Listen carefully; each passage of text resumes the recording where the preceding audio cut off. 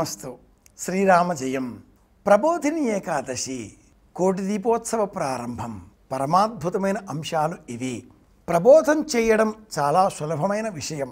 ఇతరులకు సందర్భావకాశాన్ని అనుసరించి పెద్దలు నీతి బోధ చేస్తూ ఉంటారు, మంచిదే. కానీ ఆ నీతి బోధను పాటిస్తున్నారా, బోధించేవారు కూడా అనుసరిస్తున్నారా? ఈ రెండు కూడా పరిశీలనార్హమైన విషయాలు.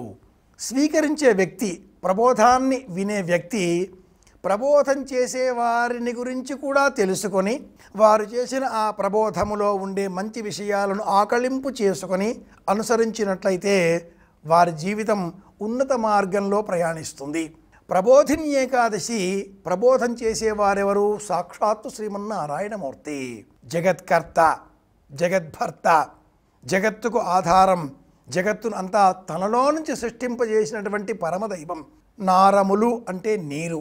ఆపో నారా ఇతి ప్రోక్తాః అని భాగవత వాక్యం.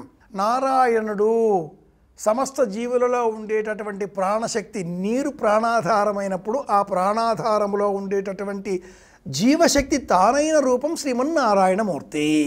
మన దేహాలలో కూడా 70% పైగా నీటి నిల్వలే ఉన్నాయి. నీటి విలువలే ఉండాలి కదా.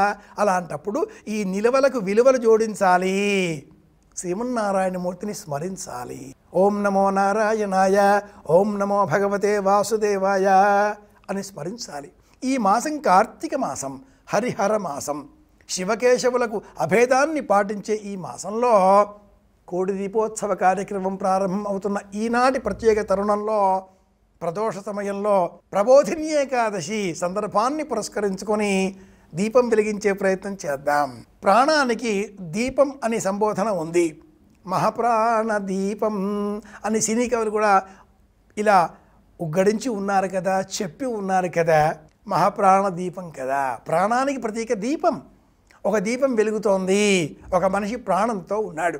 మనం వెలిగించే ఈ దీపాలు మన కుటుంబ సభ్యులందరికీ ప్రతీకాత్మకంగా కోడి దీపోత్సవ వేదిక వద్దకు వెళ్ళి వెలిగించినట్లయితే అందరికీ ఆ పరమాత్ముడి అనుగ్రహం సంపూర్ణంగా లభిస్తుంది. ప్రబోధిని ఏకాదశి సందర్భాన్ని పురస్కరించుకొని ఉపవాస వ్రతం పాటించాలి. 4 నెలల కాలంగా అనుసరిస్తున్నటువంటి చాతుర్మాస్య వ్రత దీక్షలు ఈ రోజుతో పరిసమాప్తమవుతాయి.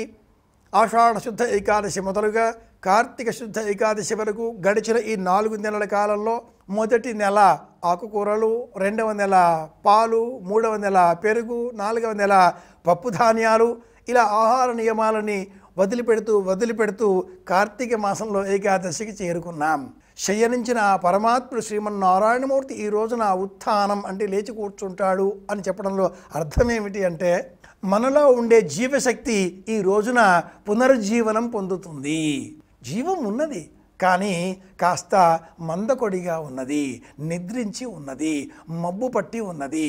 మబ్బులు తొలగిన అనంతరం సూర్యకాంతి ఏ విధంగా దశ దిశలు వ్యాపిస్తుందో అలా ఈ కోటి దీపోత్సవ కాంతులు ప్రపంచమంతా కూడా వ్యాపించాలి.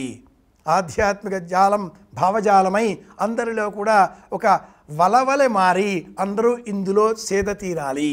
ఉన్నాడు అన్న నమ్మకం మనకు ఆనందాన్ని, ఆరోగ్యాన్ని ప్రసాదిస్తుంది. ఉన్నది అన్నప్పుడు దైవం అనే భావన మనం చెయ్యాలి. స్త్రీ పురుష రూపంలో శ్రీమన్నారాయణమూర్తి అంటే లక్ష్మీనారాయణులు అవుతారు. శివ అంటే శివపార్వతులు అవుతారు. బ్రహ్మ మహేశ్వరులు అంటే సరస్వతీదేవి రూపం అంటే చదువుకునే విజ్ఞానమంతా కూడా దైవ రూపమే అవుతుంది. ఈ అందరినీ కూడా ఒకటిగా మార్చే శక్తి దీపమే. కోటి దీపోత్సవ కాంతులలో మనం కూడా ఆనందాన్ని పొందుతూ దీపాన్ని వెలిగించే ప్రయత్నం చేద్దాం. ఈ కోటి దీపోత్సవ కాంతులు ఇదే విధంగా 100 సంవత్సరాల కాలం, వందలాది సంవత్సరాల కాలం నిరంతరంగా కొనసాగాలి అని కోరుకుందాం. అందరి క్షేమాన్ని కోరుదాం. మళ్ళీ కలుసుకుందాం. శ్రీరామ జయం.